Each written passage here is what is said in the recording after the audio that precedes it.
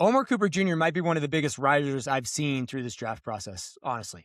I haven't heard anyone talking about him until the last couple weeks. I haven't seen any mocks with him going in the first round until just recently. But after watching his tape, I can see why he's rising so much. Omar Cooper Jr.'s best trait is his ability to consistently break tackles. In 2025, he forced a missed tackle rate of over 30%, meaning almost 1 out of every 3 defenders who tried to bring him down failed. Once he gets the ball in his hands, he's turning into a running back and is just running through guys. And there's always a place in the NFL for a guy who can just turn a 1-yard screen pass into a first down. Because Omar Cooper Jr. can do that, I think he can be a big contributor in an NFL offense from day one. I agree. The first thing I wrote here is dude balls out. I mean, you are right.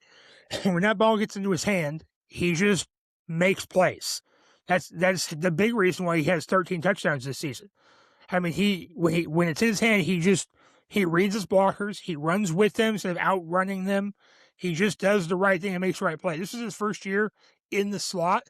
He moved inside this year for the first time, and it worked wonderfully for him. He just has a pure natural feeling of finding the soft spot in the zone from the inside and then making the play, as we've mentioned a few times now, just making the play when the ball's in his hand. I'm excited for him at the pro level for whatever team truly, and I think he has potential to be like an early season Emeka Egbuka, where he's not the number one, and he's a rookie, so you just kind of ignore him, but yet he's just like the biggest playmaker on the team. Now, I don't want him to fade off, like truly unfortunately, Egbuka did, but that was play calling. That wasn't because of skill. Sure. Well, that's fair. You're right. It definitely wasn't. It definitely was not because of skill. That. It was not because of skill. The Bucs offensive coordinator last season would run things in practice and then not do them in the game. So, yeah, I don't know why, but I view Amari Cooper Jr. as similar. That Indiana team was so loaded offensively with weapons and talents that any one of those guys could pop off at any moment, and so they all benefited from having each other on the team. And I think it's going to be the same way in the NFL, where he's going to be the young, new kid on the block, and he's going to go to whatever team, and hopefully they've got a star receiver or two on their team, and he can just sneak in there and just make every play. Because when the ball's in his hand, that's when he does the best. Screen passes, bubbles, all that kind of stuff, and then he's just making plays in the open field. Yes, Indiana used him a lot on like shorter and intermediate routes just to get him the ball in space and let him go to work after the catch, which he is very good at. Now, the downside to that in the NFL is that Indiana's offensive system made it easy for him to get open. Right. And his current route tree isn't super developed because the system just didn't require it to be. I think he can easily develop his route tree, though, at the NFL level, especially in the right system, because he does show flashes of being able to do other things outside of shorter routes. But again, Indiana's offense just used him where he really excelled, which is with those short screen passes, crossing routes, slant routes. So I think he has the potential to expand his route tree, but you just don't see it a lot on tape because that's just not what Indiana needed from him. Now, I have a question with one of his skills, Will, that I want to know your opinion on. How do you feel about Omar Cooper Jr.'s ability to win contested catches? Oh, it leaves much to be desired, in my opinion. I feel like he wants to be physical after the catch. He wants to get the ball in his hand to be physical after the catch.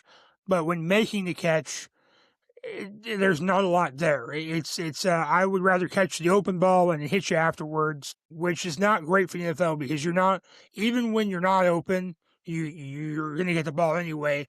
The windows for being what they call open are much smaller. And so you have to make more contested catches. But I don't think he had a high rate of success, did he, on contested catches? So here's the thing is I tried to find this number for his contested catches.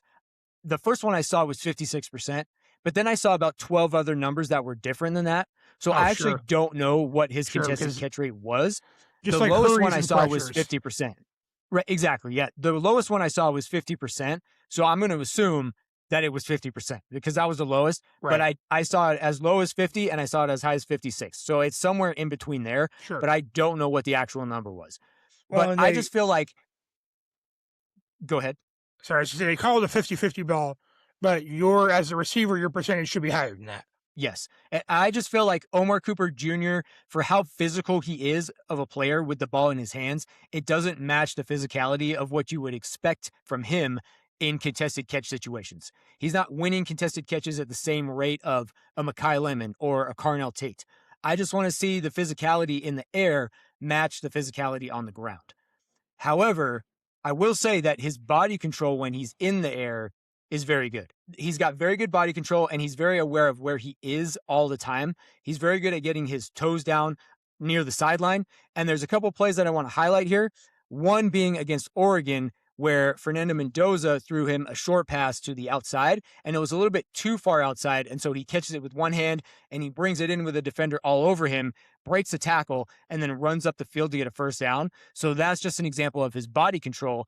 The second play is against Penn State when Right. Indiana was down late in the game. Fernando Mendoza just throws a ball high in the back of the end zone, and Omar Cooper Jr. catches it.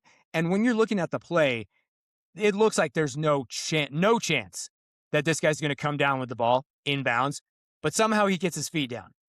It was just an incredible catch. He's just got really good body control and he's aware of where he is, whether it's the back of the end zone or on the sideline to get his feet down. So that's something that's really impressive. But again, the physicality in the air just wasn't there for me, but the physicality on the ground is very, very good. I can agree with that, yes. I'm trying to figure out where I like him in the draft, where I want him to go. When, I guess, maybe is a better word. I don't know. See, I don't think he's top end first round talent, but I don't want him to go. Man, I mean, maybe the Bears, maybe the Bears towards the middle, end of the first round. I don't know if I don't know if the Bears are probably going to go defense. In my opinion, that makes sense. The Bills, maybe. Uh, I think the Bills could use another receiver. I know they just got DJ Moore, but I think they could use another receiver. Any team could use a player who can break 30% of tackles. Right. I could see Dallas at pick 20. I think they probably go defense too. I'm assuming they go defense for their first one. I wouldn't be surprised if they switched it up. I just hope it's not the Browns at the end of the first round, because I do think he's going to need, and I say this for every rookie coming in, right? This is just, I guess, my line, but he's going to need assistance from other people to bring the pressure off of him. He's not your standout number one guy currently. But I think he will have a very good rookie season, and I think he will contribute to an NFL offense right away. In my opinion, I think he'll be a contributor from day one. Also, Mark Davis's haircut still sucks.